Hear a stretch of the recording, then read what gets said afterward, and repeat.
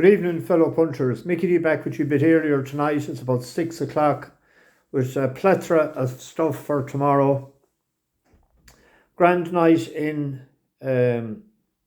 last night in my Cullen. We didn't do the dog on it. We finished before 11 or quarter past and went back to Don's house and had a couple of toasted ham and cheese sandwiches, his specialty, and a couple of bottles of Heineken, and went to bed I think 1:30. So on the road early this morning, back early, had a good few hours of study put in.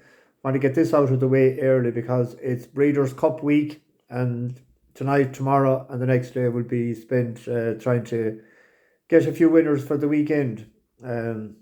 We have to see, can we get a few for the bus passengers this year. When one runner today, the other race was called off due to water on the track. We had a horse thrown the wrong side, drifted like a barge. Not much we can do about that the day before when we don't know it's going to be as heavy as it was and whatever, but no big damage done. Just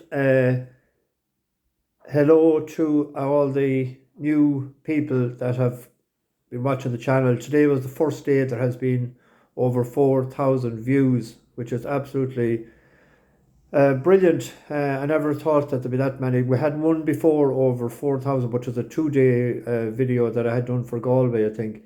But we're constantly getting over the 3, but we're gone over the 4 today. And it's a pity that we only had the one selection running, because the other days, we do have more than one. But hang in, we had 34 winners in October, and all at nice prices. But 6 there the weekend, and several during the week. We had 2s on several different occasions. We had 3 a few times.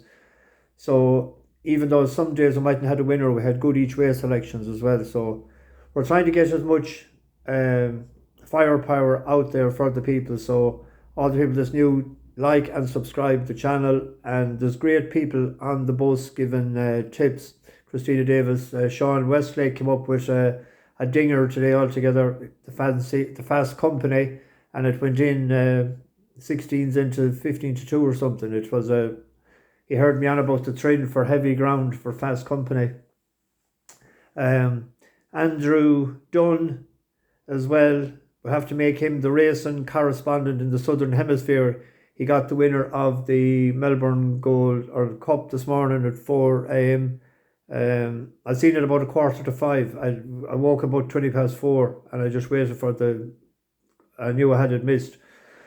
And actually that horse had ran 4th in the Prix de l'Arc in France on heavy ground 2 years ago. 2 years ago as a 3-year-old when Scott's Ass won it, and Enable and Stradivarius was behind it. So it had the forum on heavy ground, and so it proved, and it was a big prize. Anyway, hello to Derek Kelly. He's new recently on the bus. A shout out to Mary O'Connor down in Douglas and Cork, and say hello to your hubby Matt for me. Caroline Dunn, new on the bus. She backed the winner of the Melbourne Gold Cup. Why do I say Gold Cup? Melbourne Cup. Frank Carson is in Scotland. There was a great comedian years ago. He was from Belfast. He says, the way I tell him. I answered to him. Michael F. in Wicklow. Valerie Martin, she was looking resplendent in a new outfit as she boarded the bus. Jerry Scott came in along with Mike Connolly Music. So if Lee Staines wants a night off DJing, we have a ready-made replacement in Mike Connolly Music. Lee was playing the Bucky Bash. Marie Tarleton and Sean Leonard from my Cullen. I seen a comment there and I went to look for it in, but I hadn't time to find it. So you're very welcome, all of you. I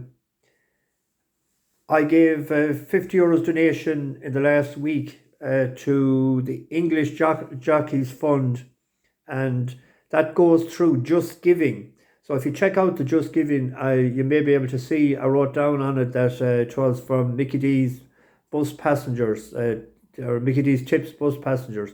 So you're just generating it, and there'll be another one picked now for the last month. I think that whatever money comes across on the 22nd of the following month. So we'll get somebody in the next couple of weeks, and they can pick their charity. Anyway, tomorrow I have a plethora of stuff. Tomorrow in the 337 at Musselburgh, there's a bus horse running.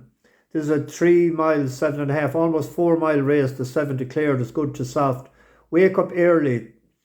It's the natural gelding. It's trained by the vet, Richard Newland. It's out of Doyen. Done us a good turn when last seen, the 19th of May in Market Raisin. It's 4th run for the new year that time. It actually won first time out, so it goes well enough fresh after a break. It used to be trained in Ireland by Francis Flood. Last time it won off 105, and the first time it won, I think it was off 99 when it came over from Ireland. It's up £10, but it won by 16 lengths the last time. So it's an 11-4 shot. The yard is going pretty okay. Out of the last 31 runners, it had 4 winners and 6 places, which is, about 13%. His last winner actually was an entry, a 14-1 shot. So 11-4 with the green Bucky, 365 is 94, I think. So it's a 1 point win. The 2 o'clock, I have a treble then for Dundalk because the prices came up there and they're shorter than I thought. I was going to hit it with a Trixie. The claimer is the first race. Bucky Larson, it was third for us last Friday night. Colin Keane is out again tomorrow night or tomorrow afternoon. So he's trying to get winners for the Jockey Championship. It's rated 81. Now, it comes out second best on ratings. The one that comes out best on ratings is Majestic Colt, who's now 84, and he was £24 higher in early May on his first run after coming from France.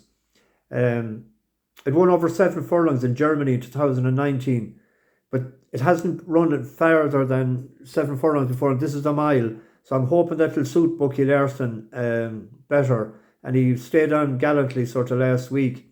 That Majestic Colt, it had a good run in the Scurry Handicap. It was 4th behind Mr. Wagyu. So it's no slouch. So maybe as a safety net, we could do a reverse forecast as well. But Bucky Larson has opened up even money. So that's why I thought he might be more. I thought he might get a 6-4, 7-4. And then in the, there's a maiden at 3:30 tomorrow. Shadowed, it's a 2-year-old out of Caravaggio, out of a Galileo mare. It was last seen to second to Augustine Rodin, who has won a Group 2 and a Group 1 since. And it's well bred. That's an even money shot as well. It's a half brother to a 96 rated horse.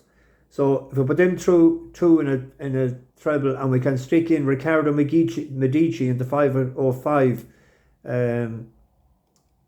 it opened up 3-1. It was third for us 19 days ago, coming from off the pace. And I said at the time, that was his second run on the surface, and he was sort of getting used to it. And when he came around the turn for home, he ran on well. That was over 10.5. Tomorrow's step up and trip to 1 mile 4 should suit. So that's 3 for Dundalk. You can be safe and do the Trixie if you want, but nearly the treble might be let's take a chance on it. In Nottingham tomorrow, the 4:16, it's a heavy ground over there. There's an inspection actually at 7 a.m. in the morning. So if it goes ahead, the ground will suit what's the Wi-Fi code. Why? Because it's out of Fast Company. That's his only runner tomorrow. Fast Company, the Offspring. It's a ladies' race. It's a small bit risky because not because of anything against women, because only for them wouldn't be in the world. But again, like I was saying the other day with amateur jockeys, they can be bother in the stretch and not getting out in time and things. But Chelsea Brooks is a bit inexperienced, but she's 2 for 4 for the trainer Ollie Pears this year. The last run was third on a heavy ground over 10 furlongs in Doncaster, and there was a horse 5th in that, Ebony Maw. He was second since in Catterick on soft to heavy over 12.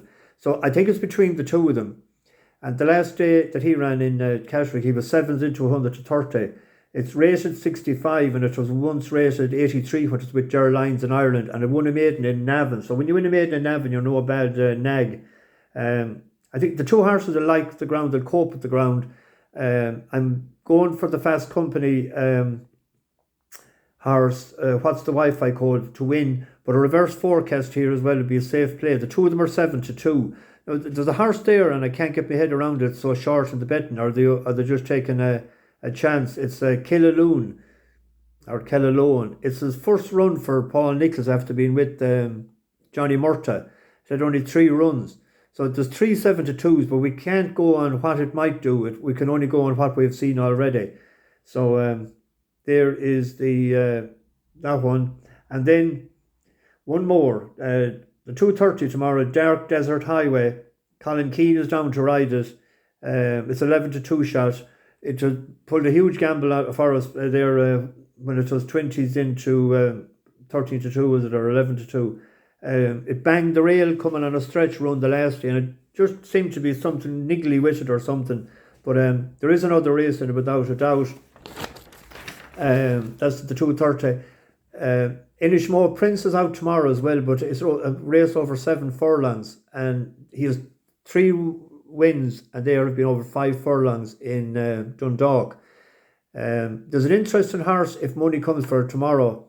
Anthony Buchanan has a horse there, Big Dream. It's a 4-year-old, and it won first time out a maiden last October, so it goes well fresh. It had a few runs on the turf since, but it seems to be better. The ground wasn't suitable for it. Initially, its first run was in the UK for Roger Charlton. It's bred out of Oasis Dream. That's a 12-1 shot I've seen, so maybe a sneaky little half a pint each way or something like that, or include them in each way, lucky 15s or whatever. So a big week coming up. The Breeders' Cup is on Friday and Saturday. I'll try and get a video up for it. If not Thursday, we'll be doing the regular show, the weekly show on Thursday, myself and the Stig. And we'll get something up Friday, or late Thursday night for Friday. And then we'll have Saturday covered as well. The draws are in, so ready to rock now for a few hours. Get the dinner and we'll start studying. Bash the bookies, over and out.